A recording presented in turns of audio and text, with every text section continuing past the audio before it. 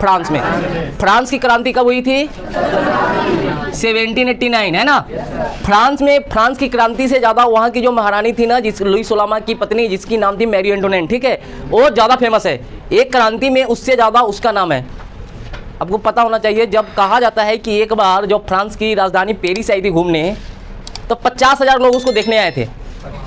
50,000 आदमी उस महारानी को देखने आए थे, ठीक है, और उसके चक्कर में 30 लोग की जानें चली गई। समझ में आया बात? 30 लोग यानी कि भगदड़ में मच गया। खाली उसको बताओ कितनी खूबसूरत रही होगी, उसको देखने के चक्कर में क्या वो मर गया? अरे 50,000 उड़ानी, यानी कि रानी का शकल कभी देखा नहीं था। काफ़ी सुंदर थी, ठीक है। तो उससे देखो, फ्रांस की क्रांति से ज़्यादा चर्चा किसकी है? वहाँ की लुई सोलमा की जो पत्नी थी, जिसका नाम था मैरी एंटोनेट, उसकी। अब एक कहानी को थोड़ा हम विस्तार से समझते हैं। देखो, लुई सोलमा की गलती नहीं थी। हमें इतिहास में पढ़ाया जाता है कि पूरा गलती लुई सोलमा की है, लेकिन देखो कहीं ना कहीं अगर आज कुछ घटना होती है तो उसका जिम्मेदार थोड़ा पीछे देखना चाहिए।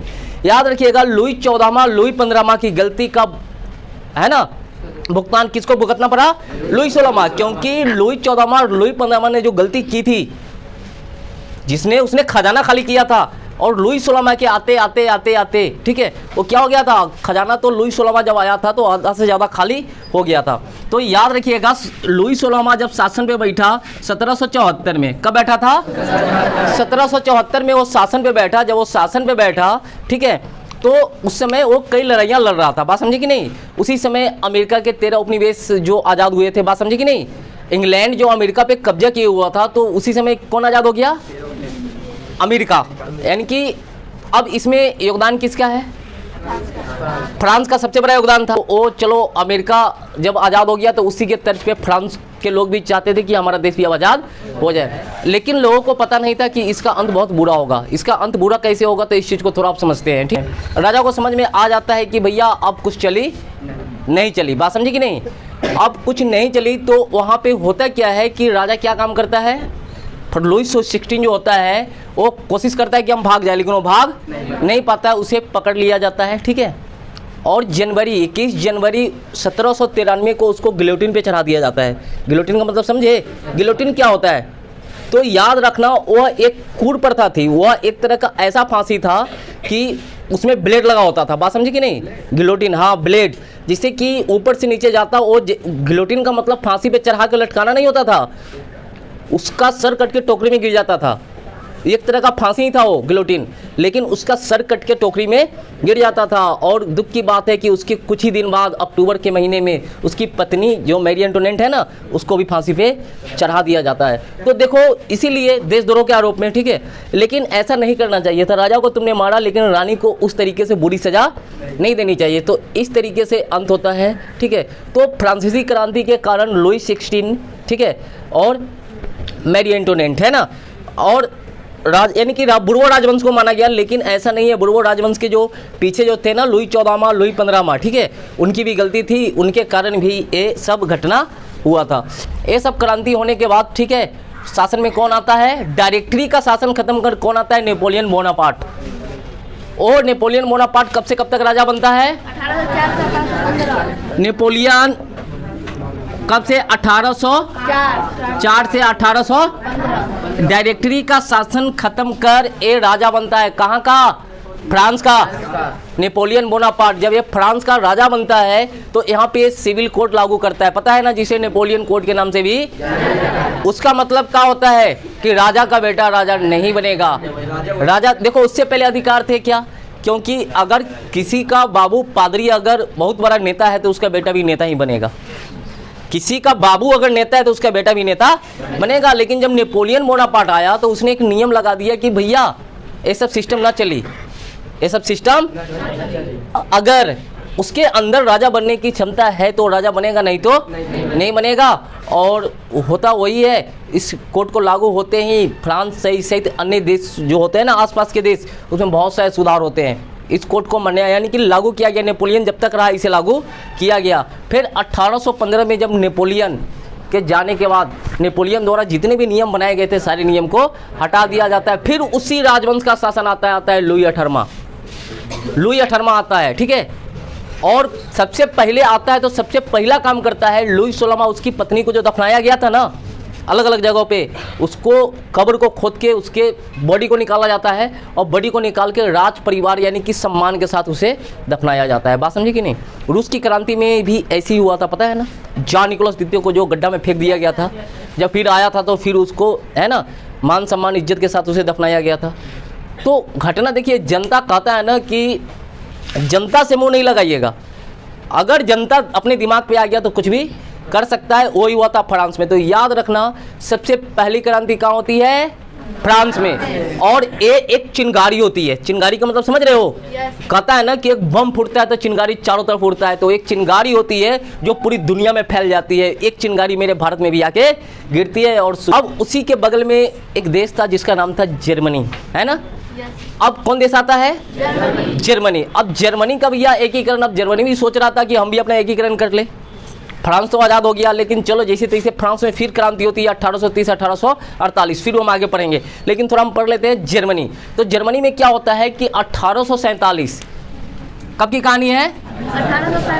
1847। तो ये जर्मनी में 1847 में क्या होता है बताओ? ये बिस्मार्क का नाम आप सुने हैं? बिस्मार्क एक कुलीन परिवार से आता है, याद रखिएगा। कौन से परिवार से आता है? कुलीन परिवार से। उसका खानदानी नेताओं से, उसके खानदान जो उसके दादा परदादा जो पिताजी है नेताओं के खानदान से संबंध रखते थे, ठीक है। अब हुआ क्या कि एक पर्सा का एक सांसद बीमार पड़ गया। बीमार सांसद की जगह पे किसको लाया गया? बिस्मार्क को। किसको लाया गया? अब इसके घर वाले बोले कि बेटा बैठ के क्या करते हो, कि देखो ये वो नेता बीमार पड़ गया है, तुम आओ नेतागिरी करो। बिस्मार्क आ गया। उससे पहले बिस्मार्क जो था ना ऐशो आराम की जिंदगी जीता था, उसको नहीं पता था कि उसके जीवन में क्या होने वाला है। बात समझे कि नहीं? वो जैसी सिस्टम में आता है ना, जैसी वो नेता बनता है, उसके अंदर एक बहुत बड़ी समस्या आ जाती है। समस्या वो लोगों को देख के अचंभित हो जाता है कि जर्मनी का हालत इतना ख़राब है। उससे पहले कभी सोचा नहीं था, क्योंकि उस नज़रिए से उसने उसको देखा नहीं था। बात समझे कि नहीं? कहा जाता है ना कि इंसान को नज़रिया कब बदलता है? जब उसके ऊपर जब बोझा डाल दिया जाता है। अब हुआ क्या, बिस्मार्क जब सिस्टम में आया ना, जब वो यहाँ पे सांसद बना, तब उसे समझ में आया कि जर्मनी की स्थिति खराब है। देखो उसी समय विलियम ने एक ऐसा इंसान खोज रहा था, विलियम ने एक आदमी को खोज रहा था, शक्तिशाली आदमी, कि जर्मनी का एकीकरण। अब रीजन्स क्या था कि जर्मनी जो था ना 300 से अधिक छोटे छोटे राज्यों में विभक्त था। छोटे छोटे राज्य का मतलब समझे, उस पर कोई और कब्जा कर ले, उस पर कोई और कब्जा कर ले, उस पर कोई और। अब इधर उधर पूरा राज्य इधर उधर बटा हुआ था। क्या करता है वो? बुलाता है इसको, किसको जानते हो? बिस्मार्क को, और प्रधानमंत्री बना देता है।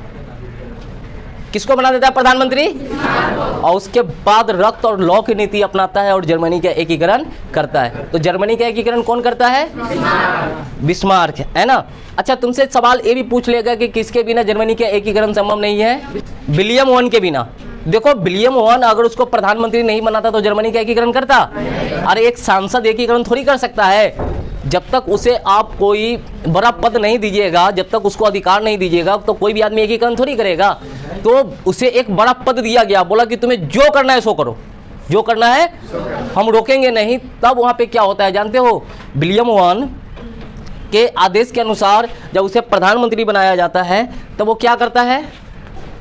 पर्सा का प्रधानमंत्री बनता है, और वो पूरे 300 जो इधर उधर जो गायब हो जाते हैं ना राज्य, जो बटा हुआ रहता है, उसको क्या कर देता है? बिस्मार्क एक कर देता है। और रक्त और लॉ की नीति, रक्त और लॉ की नीति का मतलब समझे?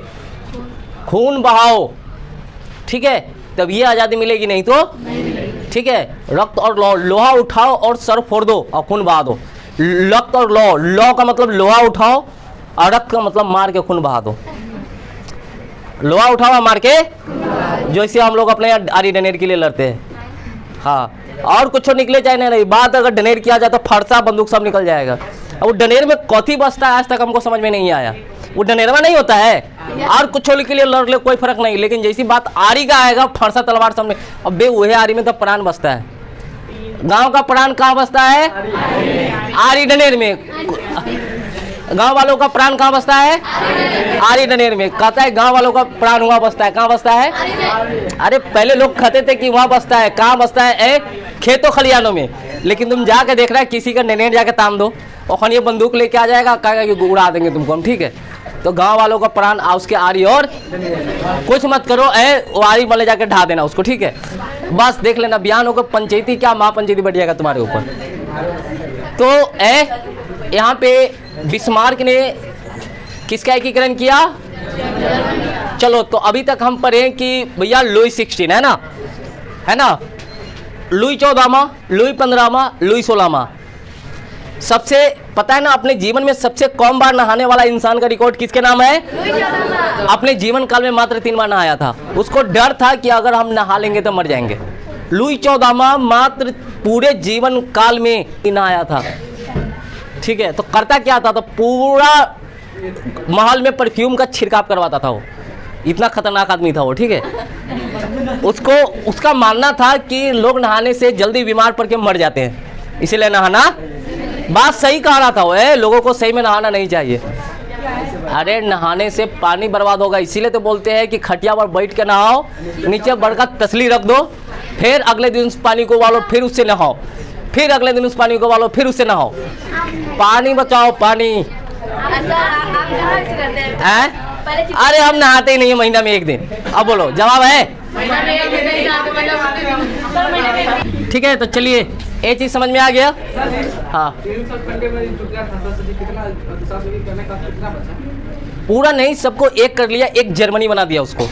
जैसे कि होता क्या था, जैसे कि तुम्हारा गांव है ना, तो तुम्हारे गांव के एक बाप के कब्जा करके कुछ और नाम दे दिया उसको, लेकिन उसको क्या कर दिया, क्योंकि अलग नाम दे दिया है, मिस्र। अब तू क्या किया, तू गया लड़ा उससे, तो 300 टुकड़ों में बटा हुआ था, तो 300 अलग अलग नाम था उसका, बात समझे कि नहीं। और उसने क्या कर दिया, एक कर दिया, उसका एक नाम रख दिया, ठीक है। इसी को बोलते हैं जर्मनी का एकीकरण।